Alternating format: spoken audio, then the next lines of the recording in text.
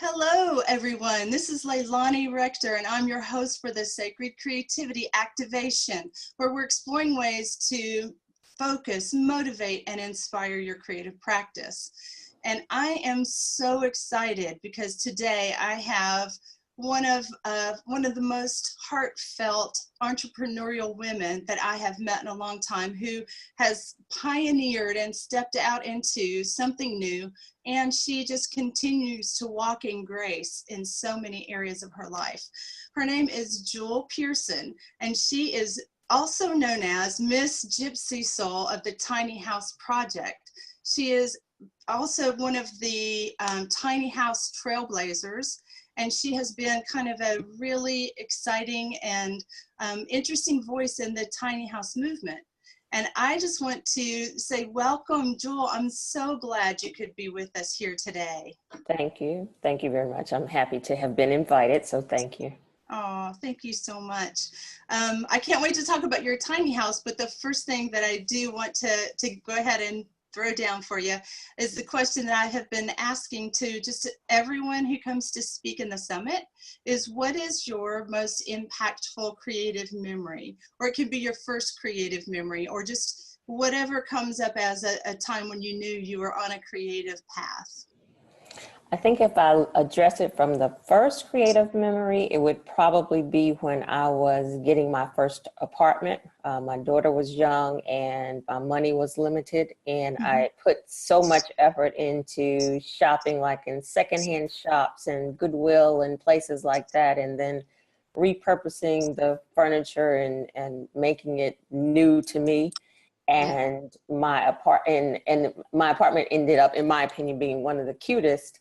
But it meant so much to me because my funds were limited, and it was the first space for our own first space for me and my daughter. So I think that was probably my first creative memory. And I guess if I would talk about the most impactful, it would probably be my recent tiny house build. So just overall, everything that went into it, starting the build, I was focused more on the fact that it was just a tiny house build, but probably at the end of it, understanding the emotional and spiritual and, definitely the financial impact, but there was so much more involved in the build that I hadn't anticipated going into it. Ooh, I want to hear more about that, actually. That sounds interesting. And I just want to bring up something that from the moment we met at a tiny house open house, Right. and from the moment I met you, you walk in a charisma and a grace that it's hard not to gravitate to you. So I would add, actually, that in addition to your aesthetic for how your apartment and your tiny house both are gorgeous, but how your dress and the way you style, you have such a lovely style that feels completely creative and arresting. You can't not be aware that Jewel's in the room, and you can't not want to gravitate and kind of get to know about this. I mean, you really are gorgeous and glorious. So. Well, thank you. I think that probably is the mutual attraction, because I think the same way about you. Thank you. The mutual fan club again. Right. Well, can we talk for a minute about your tiny house? Because I know I have seen some of the video stuff that's been on TV. I've seen in Parade magazine very recently. Yes. My dad even mentioned that to me. Oh, did he? Yes, because he knows I'm obsessed. Yes. Buy my own tiny house or build my own tiny house. You've been in some other magazines and things as well, right?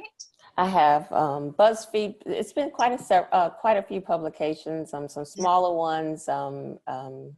Then I actually was featured in a South African kind of home magazine, which was a very cool feature to someone across the world to have reached out. So yes, it's been nice. The publicity has been nice. Well, so what made you even think that you wanted to move into a tiny house? Because you had a nice big place where you were, correct, in Atlanta? So I was in North Carolina. Me downsizing has been something that I've wanted to do since my daughter was in kindergarten. So it was just at that time, it was more so me thinking that I wanted to live in an RV and then travel the country after she was after she was grown and in college, I guess, was probably my thought process. And then as that started happening, as she got older, and when she went to undergrad, and I started kind of when she went to undergrad is when I kind of started my downsizing. So we did live in Atlanta, and she went to undergrad in Durham, North Carolina. So I moved closer to her in back to Charlotte. I'd lived in Charlotte previously. So I moved back to Charlotte and sold my house. And at that time we had a 4-bedroom, 3-bath. And we lived there for 10 years. So I sold that house, and that was kind of the start of my downsizing. So I never bought after that point, because I knew I didn't want to own anything after that time period. And I just began downsizing. So after I moved out of that place, I moved into a 3-bedroom, 3-bath. And then I downsized a few years later into a 2-bedroom, 2-bath.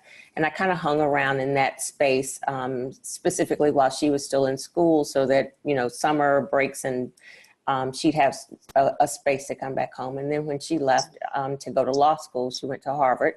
And so when she left to go to law school, I was like, okay, that's it. I don't expect that you will have to come back home. And I then began the transition really around the smaller spaces and investigating what my overall plan was. And then one night, I'd been going to some of the RV shows and really realized that the RVs that I liked were way, way, way out of my price range and weren't going to facilitate the easier, lighter lifestyle that I wanted to pursue.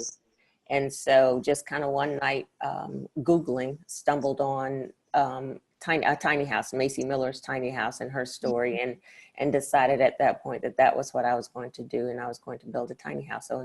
So that began the transition to the 1-bedroom, 1-bath, and the saving, the finances, and really focusing on, since I knew then what it was that I was going to do. And when we met, it was kind of the tail end of my research, because I researched for like a year and a half, almost 2 years. And that was the tail end of my research. And I was trying to decide, I was planning to buy my trailer to build on, and came up to Tennessee to go to that open house, because at that point there weren't a lot of tiny houses available to visit. So I came up to Tennessee to visit Music City Tiny Home, to actually just sit in the space and feel the space out and make sure that, the concept that I had would actually work for me physically before I pulled the trigger and purchased my trailer.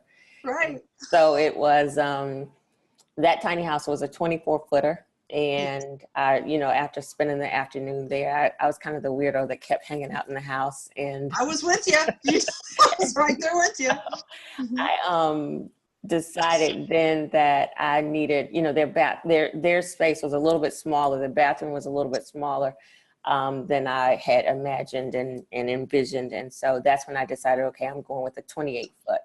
And then I pulled the trigger and bought my trailer very soon thereafter, and began really designing my tiny house. And so that's. Well, see, I would think that's exactly where your creative juices had to start really kicking in, because 28 feet, what's the total square foot of your tiny house? 360. If I count my 2 lofts, it's 360. Then that's not counting, I have a screened-in porch and balcony, so that's not counting that space, but 360 if I count the 2 lofts. Wow. Okay. So you were, at that time, were you in a 2-bedroom still? I was in a 1-bedroom at that time. And that 1-bedroom was around, maybe, I think around 750, 760 square feet. But it was after I came back from the visiting Music City Tiny Home, I went back to my apartment and taped off my space. And so kind of in my main space, from the kitchen wall to right at my door of my balcony at my apartment was 28 feet. And so I did the 28 feet, and I did the 8-6 wide, and just really paid attention to how much I was outside of that space. Wow. And I really did everything basically in that space, in my couch and everything. My kitchen was in there. And the only things that were outside of that space for the most part were my bedroom and my bathroom. And so I knew that, you know, over to the right, there was some area that was open between the living room and the balcony that I knew I measured off, and that was going to be like the bathroom. That was the area for my bathroom. And then I knew my bedroom would be overhead, so I really didn't have to factor that space in. And so just paying attention to how I use that space and measuring off like my current bathroom and the idea of what I would use for my bathroom space.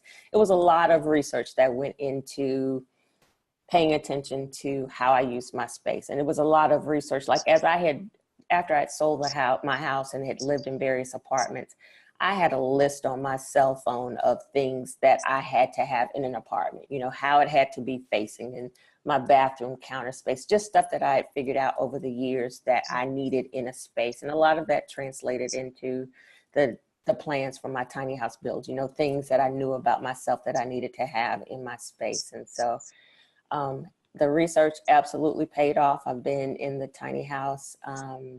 May of this year was 2 years. So 2 years and a few months.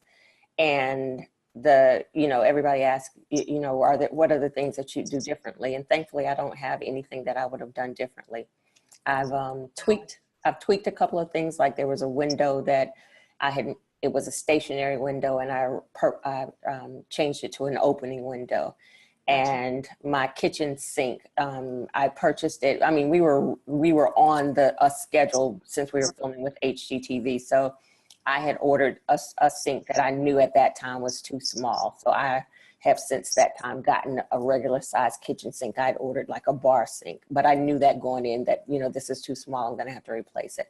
But those are the two physical things that I've changed about the house. But other than that, everything, you know, and I do my decor. I've just recently changed out pillows and stuff like that. But for me, the structure and the functionality of the tiny house, there's been thankfully nothing that I've needed or wanted to change. You have a sexy home. I'm just saying, it is one of those that I look at, and it's hard to really conceive that it's a tiny home, because it's the decor and the setup, I guess the creative way it's designed makes me think urban, hip, cool. I just love it. I love it's an uptown house. It really is. Thank you. That's what one of my friends says. It's a Manhattan penthouse. That's it. Perfect. I'm one of the older tiny house dwellers. And so a lot of, you know, even when I first started researching, there were so many younger hipsters in the movement. And for them, it was more of minimalism, getting rid of everything, that kind of thing. And for me, I was totally on the opposite of that. This was more so, I've lived in some very nice spaces. I still want this to be a nice space. I want this to be a long-term place that I can feel comfortable in. One of my taglines even now is that, you know, you don't have to give up luxury to go tiny. I've had, you know, the hipsters who are just getting started, maybe they've not had, you know, they don't have a certain standard, you know, perhaps. But my vision for it was, I don't want to feel like I'm giving up anything to go into this house, because for me, that would have never made me happy. And so I wanted that to translate into my build, and a lot of my decor and stuff in my house is stuff that I've had for years that I still want it to be part of my home, because it makes it my home. Right. Well, it's very elegant. That's the first thing that hits me is, like you say, I think there's almost a romanticism of the rusticness Right. of the tiny house movement in some places. Right. And I don't know if anybody's ever been to Native American reservations and stayed there, hung out there, but some of the rusticness of the tiny houses that I had stayed in and looked at reminded me of that. And like you, I had a different standard of what I was hoping for in my mind. Right. But that you've achieved the level of luxury and elegance that not only does it look good, but it doesn't seem like it is even a small space. You've been able to somehow make grand a small area that you have. And I think that just fits you, because you're not like 6 feet tall or anything. You're a compact package, but you do emit a lot of energy, and you have a lot of charisma for a small lady. And I think that just fits so much that your house is Thank the you. same. Lots Thank of luxury and elegance in a small space. So you had to do all the research, and you knew yourself well enough to know what you wanted as far as some of the amenities in the house and some of the luxury items or luxury features. Did you actually sit down with somebody and draw the plans? Did you make up your own plans in your head? How did that work? So my sister is an interior designer, and she specializes like in the kitchen and bath area. And so I fortunately had her to work with me, and we had both attended a tiny house conference. I had her attend the conference with me because I knew this is what I was building, and I wanted her to understand the concept of a tiny house. So she attended with me, and I sketched out the way I wanted the house to flow. And it was just kind of just a very crude sketch, and then she went in, and I had done it to the point of measurements. Like I knew I wanted my bathroom to be 5 feet long. And so I kind of done, and I also knew I wanted a walk-in closet, and which is, it's just, again, I wanted it to be home for me. So I kind of sketched it out, and then she worked with me to put it to plans. And so it was, she knew how much room you need to have between the cabinets opening and the refrigerator door opening, the stuff that I didn't know like that.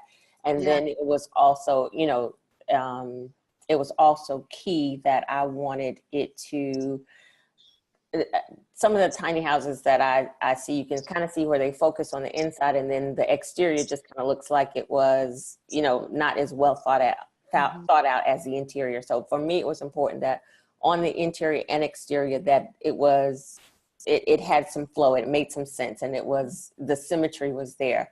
And so we worked on that. She was instrumental in helping with that. And then because I didn't know where my tiny house would end up, I wanted to have a bunch of windows because that's key for me to have sunshine and sunlight. And so we designed it so that, there are windows are throughout the house, and wherever I ended up parking, that would, work out for that area. So it was a lot of the planning that she assists me with, and she actually put it to plans. And I had an architect review those plans. And then she had a coworker that she had worked with, Jamie, who once we got it to the plan stage, Jamie was the SketchUp queen, which took it into the 3D model. And I'm very visual. So once we got it from the plans, then we were able to go into a 3D model. And then for me, that's when it really came to life. So you could see, the renderings of it, and then we started working on decor and that kind of stuff. And Jamie was instrumental. She was more on site for me when we got started with the build and helping pick out the cabinet fixtures and the install and all of that, that kind of stuff to put it together. Wow. That's a whole exciting thing in and to itself. I know one thing you had mentioned at one point, that there was a spiritual aspect or a spiritual aspect to this whole process. Can you talk to that a little bit? Oh, absolutely.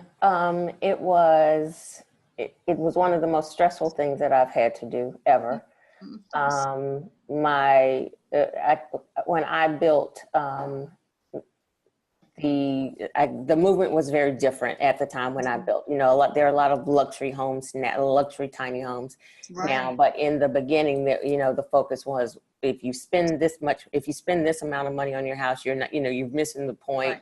It was a whole bunch of, noise in the atmosphere of what a tiny house should be, and so there was that for me, kind of the perception of, I know I'm spending a lot more money on my tiny house than the tiny housers say is appropriate. So kind of dealing with that kind of stuff.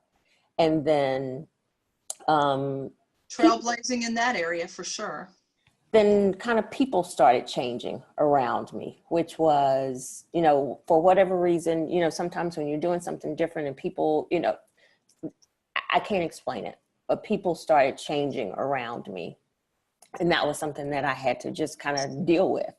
And the stress of the bill. So I was the manager, the project manager of my build. So I sourced all of my materials, and I had kind of, because I didn't have build experience previously, as I was trying to figure out my cost, my builder wasn't assisting me in that piece of it. But as I was trying to figure out my cost, I had underestimated the cost of my build, not knowing the things that go into, you know, I was kind of comparing it to someone else who had built a tiny house. And then in hindsight, knowing that they built their own house. Right. They built their house over a period of time, and and could stretch it out.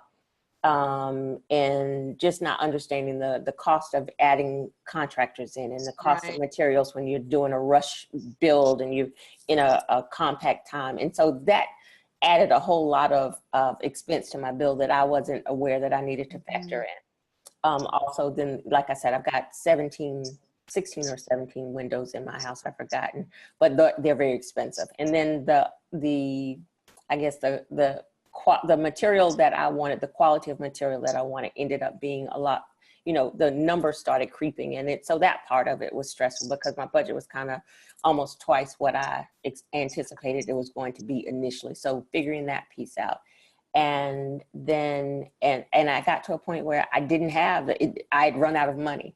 And so then at that point there, you know, and my builder and I didn't work well together. And that was just a very, very stressful piece of it, because it was personality conflict, and there was just always conflict. The bonus for me is that I had the ability to be on site every day managing the build. So I was able to make sure the build progressed as it should be, even though he and I didn't work well together. I did have the ability to be on site to say, you know, and I had the research behind me to say, you know, this is not being done right. We need to fix this. And so the conflicts that he and I had never really factored into my build. He also had a good team that I was able to work with. And so it was just, you know, a stress to have to deal with that. And then at some point, and then, you know, you're on HGTV, you're filming, and I never wanted my build on HGTV to be, you know, a horrible reality TV show where it's, you know, it's a whole lot of drama in the background. I never wanted that to play out on the screen. So trying to mitigate that so that it wasn't what it was reflected on the screen. And then at some point I just ran out of money. It was like, okay, I'm done. And, you know, I'm out of money. I have nothing else that I can give to this, and we're not finished. And the spiritual piece of it is that I have people in my circle who believed in me enough to say, hey, we're not getting ready to let you not be able to finish this. You've been talking about it. Here is some help. And so that is what pushed me through. And those were the same people that, you know, were showing up on site, that were talking me through it, because at a point I was really ready to quit, because it was just a whole lot of, I was looking forward to the build, and actually I was really ready for it to be over based on the way it planned out. And that wasn't what I expected going into it. So it was a lot of, you know, learning the people in your circle that really, you know, just, it's not lip service. They actually do have your back. And for me, it was a lot of having to learn how to ask, because I'm not used to asking. I'm usually the person that's asked. So having to ask, and having to, you know, the vulnerability of having to ask, and then the having to be open to receiving and taking, and not and understanding that they see you because that's what you would do for them, and so they're willing to help you. And it was just a lot. And then so on the kind of the backside of it, it's finished, and you're looking back and you realize, you know, people have changed. People that you expected to be there weren't there. Some of the people that you didn't expect to be there were there.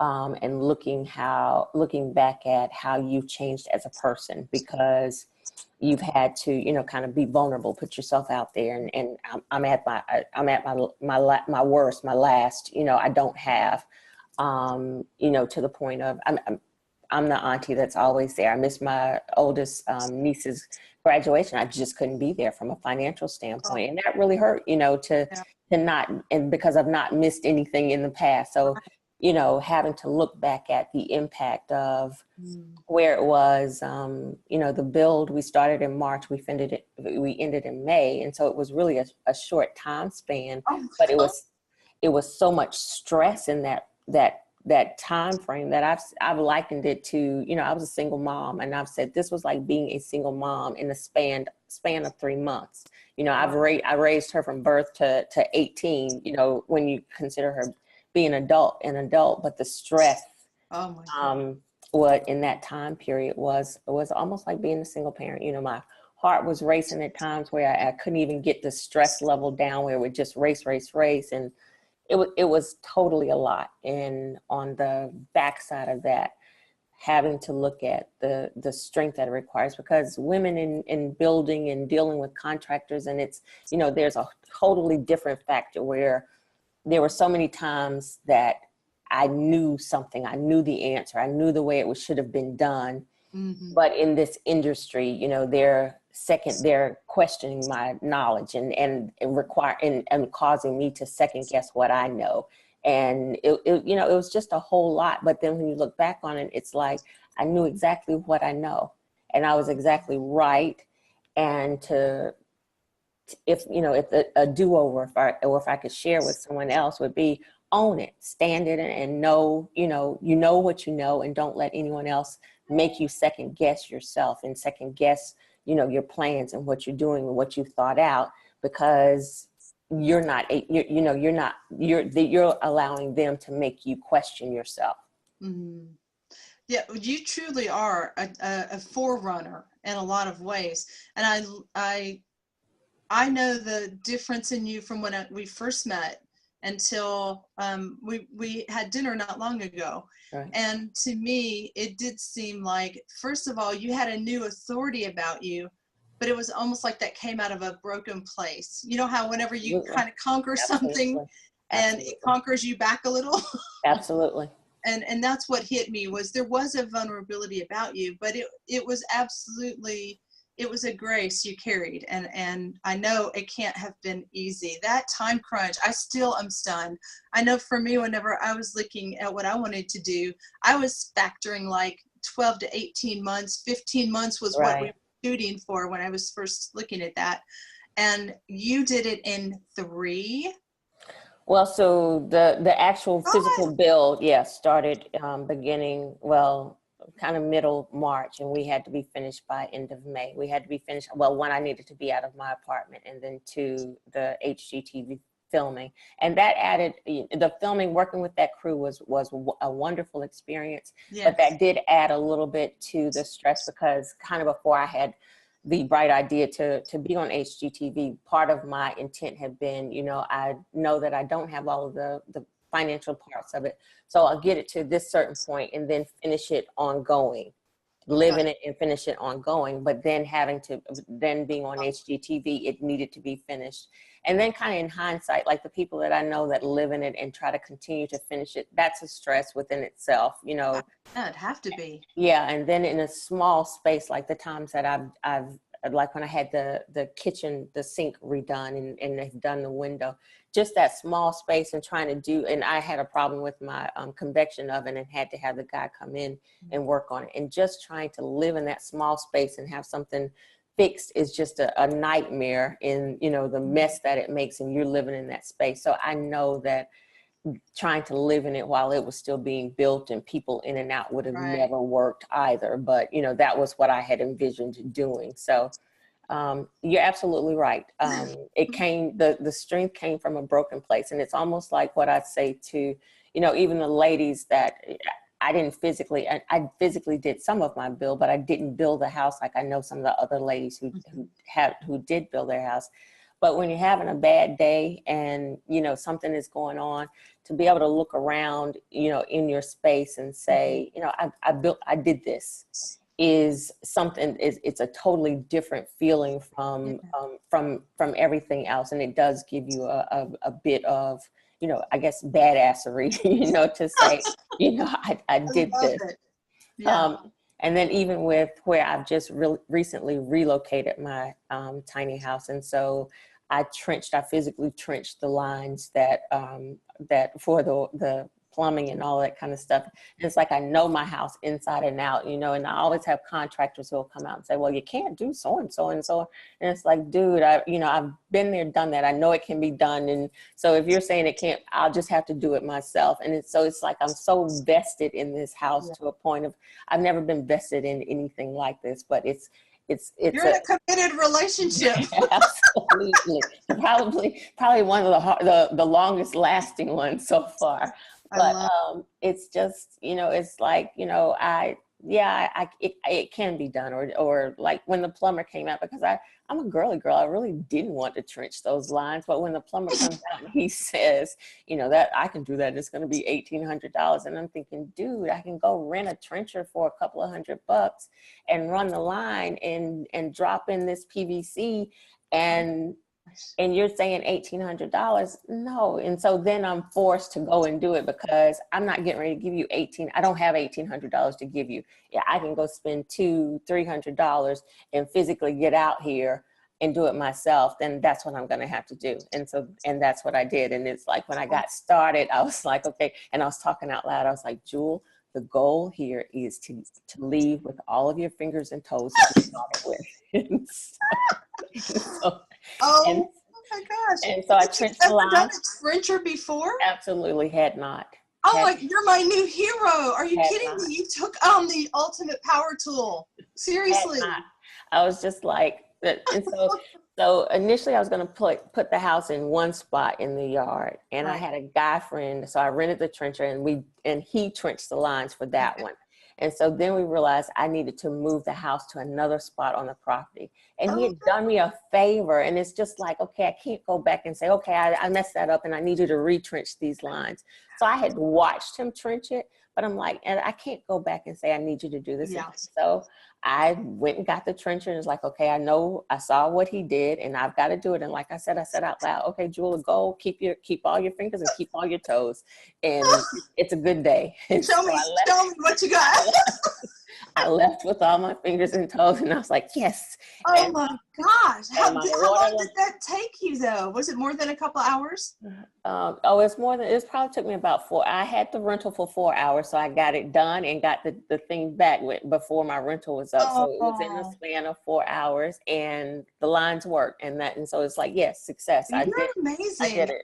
That right there, there's a whole nother level of badassery that just happened. But the thing is, at the end of the day, I really don't want to be doing this, but it's I know, but the fact is, you killed the beast. You did it.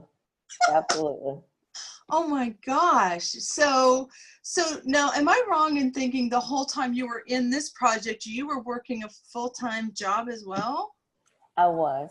Boy. I was. The bonus. How are you even sane? How are you sane? The blessing of that is, and actually when I first started my build, I started a new job. The bonus and the blessing is that I work for someone that I worked for years ago, and she had a position opening up, and she knew she wanted me for the position.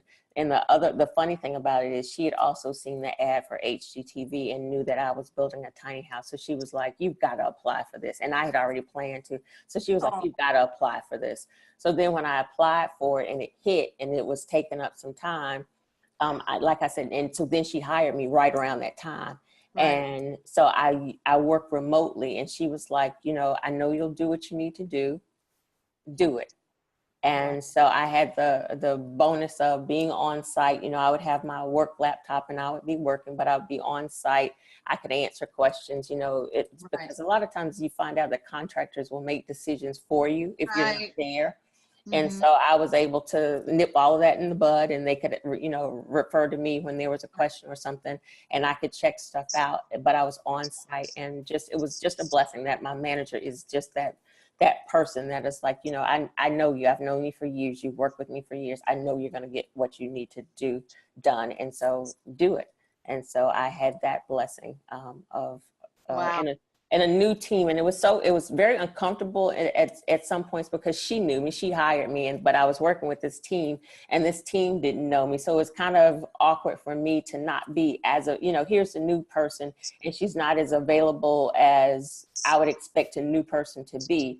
but my team was really good, and they were like, you know, you're doing what you're supposed to be doing. And, you know, nobody was stuck on, well, you're not working your 9 to 5, or you're not, you know, there was none of that. It was just, you know that you're getting your work done, and do it.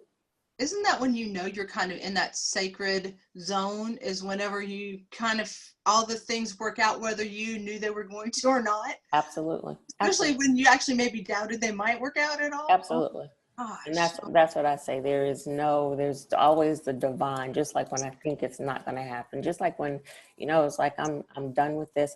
When I was in the middle of the build, and I was like, I'm done with this. I'm out of money. You know, I had made peace with saying to HGTV that I couldn't move forward. And my friends were like, no, we're not going to let you give up. You're too close. And it was friends who, weren't involved in tiny houses, didn't know anything about tiny houses other than the fact that their one crazy friend kept talking about she used to live in a tiny house, and The you one know, crazy friend. right, Nice. and she had plans and all that kind of stuff, and they were like, oh, okay, she's going to live in a tiny house. And then when it started happening, you know, like, I've got friends who can sell a tiny house better than I can. You know, they're like, you know, look at her website, and this is this. Oh. And you know, they would start bringing people by, and it was the people that was like, okay, we get it. Now we see now, you know, we heard your dream, and we were behind you on your dream, but we didn't understand it. So now we see it. And so we're behind you even more, and we're not going to let you quit. And so that was, you know, just like I said, divine, and where you start, you know, having. But making me cry right now, because that, seriously, that is awesome. That when you know that you are, I'm in an MBA course right now where I continually, when we're in our groups, say, okay, y'all are holding my arms up because I am too tired to do it my own self. And that's what that feels like to me, is that you had people around you who just shored up your defenses around you. Absolutely. Absolutely. Stood watch when you didn't even know you needed watching. Absolutely. Wow. So was there anything that you could think of that was the one most creative thing that you came up with to do with your house on the inside, or design on the inside, or is there something you're particularly proud of that you installed or planned out? I never have an answer for that, because for me, it's the entire house. Just There's no question. There's no question. Thank I can't you. wait for everybody watching this to go to your website and to see how really cool it actually is, because unless, you know, you're kind of the weird girl who follows all the tiny house people at the beginning, and, you know, I won't say stalker, but fangirl. I'll say fangirl, and really did want to support and be a part of that.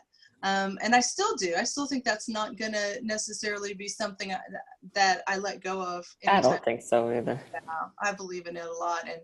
And I like you, I almost want the RV experience on the one hand, but I know I like the cozy of I just like it. And because you can make it home, you know, and I still have a dream to have a smaller RV, because I do want to move about. My house is on the bigger side, so I wouldn't want to move it as much as travel in the country like that. But so I still have that dream, but it's not the extravagant dream, because I've got the tiny house. So I can do that kind of, you know, even maybe a van kind of deal.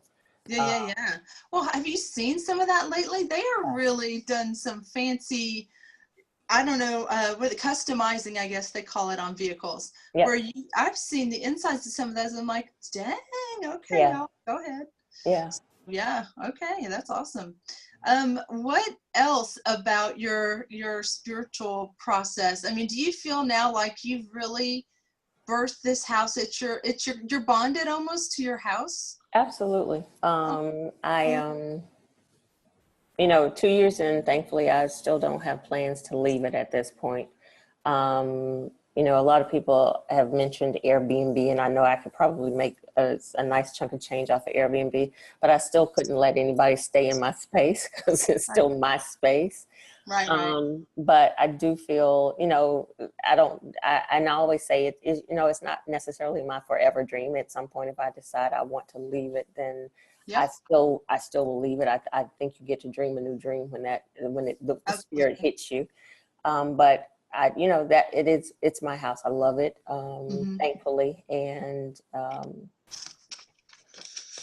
Yay, I'm so glad. I still can't believe everything that you had to go through and in what short amount of time that you accomplished it. And I always knew you were such a strong and just like you say, standing once you know yourself person, that to hear you had 3 months, I'm shocked that you are you recovered? Look, it took a while. You know, even from a financial standpoint, and I didn't get it like some of the other people that I have followed, and they were talking about, you know, it's taken them about 2 years to recover financially because there's, you know, there are different options now for financing that might be Right. available. But that, you know, that was all out of pocket kind of stuff, and so it does take some time to Yeah. regroup and recoup. And it has taken, you know, just the person that I was in this at the start of the build, I didn't end up that person. And so even from a emotional and mental and a spiritual standpoint of regrouping and understanding, you know, what happened and what the change was, because there was a lot of stuff kind of going on around me that I wasn't aware of because I was so focused on the build. And then when you finish and you look and it's like, whoa, you know, so much has changed and people have changed. And so I really did have to regroup from that. And then it's been a different experience because, you know, the episode, the exposure, and there are people who reach out, and so it's a different, there, you know, different people who want access to you. And You one have of a the things, following. I have a following. And then one of the things that really took off was, you know, there are not a lot of Black people in the tiny house community that are, and so for a lot of Black people, it was the first time they had seen a Black person in a tiny house. So then it was like, oh my God, you know, this movement does include us, and we can also be involved in this movement. So that has taken on a different life to say yes, you know, because there's some challenges for people of color in the tiny house community. And I've experienced some of those challenges, and so firsthand. And so now being able to share those experiences and kind of, you know, forewarn and, you know, you need to think about these things, because when you go to a tiny house workshop, unless it's somebody that's you know, a person of color that has experienced it, that's not somebody else's experience, and they don't know to tell you to think about the racism that you may potentially face in the community. So it's taken on a different life in itself. And, you know, my experience has been different from some of the other tiny house people. And then so people reach out to me because they can relate to me, you know, because a lot of people say, well, why does it have to be about color? It's not necessarily about color, but when you walk through the world and your color is prevalent, you don't think about things outside of, you know, that's not your experience. So, but when you walk through the world as a person of color, a lot of my experiences are based on the color of my skin. And so a lot of times when you're involved in a movement and you don't see people who look like you, oftentimes you don't think that that movement is for you, or, you know, we're not doing that, you know, is the thought.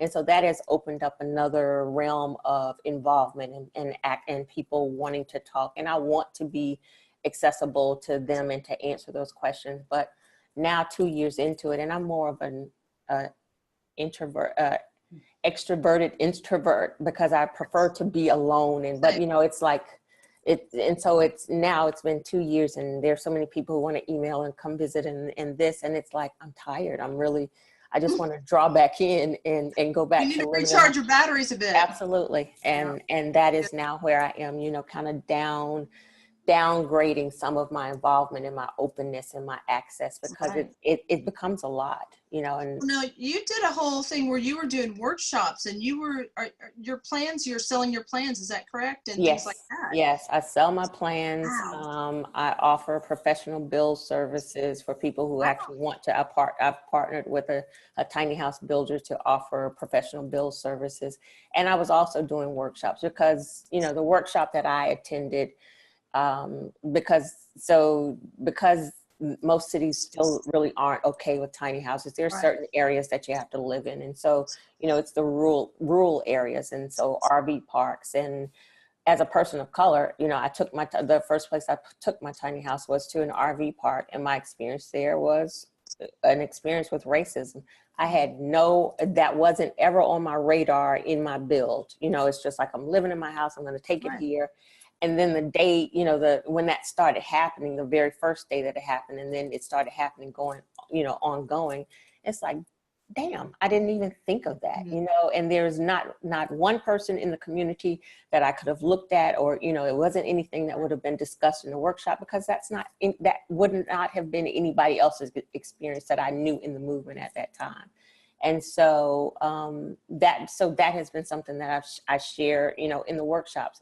I share it in the community with everyone else, because I want people to be aware. I want you people as allies to, you know, to be aware that this is happening. And so if you see it's happening, because I've had, you know, white people who are in the community that have come to me and said, you're absolutely right.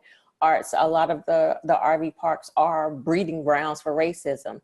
And, you know, if they're not aware of it, or if they're not willing to speak up and say, you know, that's not cool, then it continues. But for a person of color that's going to be in the community, I want you to be aware that this is potentially your experience. And so be careful and be cautious. And then the workshops that I was aware of, you know, like I was saying, the spiritual aspect, the changing and the being aware and all that kind of stuff. None of the workshops that I the workshop that I attended in the material didn't necessarily talk about that stuff. And so I've kind of incorporated that in my workshop to say, you know, be prepared that you're not just building a tiny house. This is a potentially life-changing experience, and it's just not a physical house. It's just not about the physical house. Interesting. Wow. I still am amazed at your stamina. I don't see how you worked, did the workshops, then did the TV things and all the press and the media and the people that wanted to be all in your business about this. And you're an introvertishness person. Right. Right. I always say I'm the antisocial butterfly. People will say, oh, I see you out. You don't look like you're an introvert. But I'm kind of on the outskirt. I'm observing. You know, I'll be out, but I need my quiet time. I don't necessarily do the small talk. If I connect with you, then yes, but you know, the big crowds, and that's not me. I totally get it, because I rank on those scales that made those tests they make you take as an introvert, but I'm a loud one. So Yeah, that's right. With you.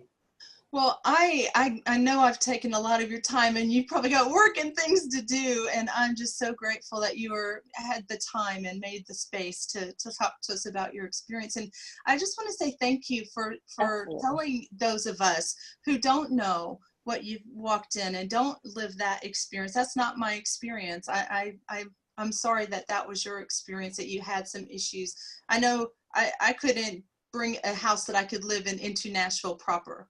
I would, like you said, you have to go to the rural places, but that was only one strike. I didn't have a second strike necessarily. Right. So Right. I just am grateful. Thank you for telling us, because I might not have thought of that and seen that, you know, if it wasn't blatant, I might not have Right. picked it, right? Right. Right. And so I'm sorry that was your experience, and I'm so grateful you stood in who you are. And I'm speaking peace and relaxation and all of the soothing things that just know that you're important to this whole, not just the tiny house community, which I think you very much are, but to this community of women, the community of women of color, the world as a whole. You matter, and you standing in your truth has made a huge difference, and it's inspiring. You inspire me. I just have to say that. So Thank you. Okay, that's completely enough. grateful.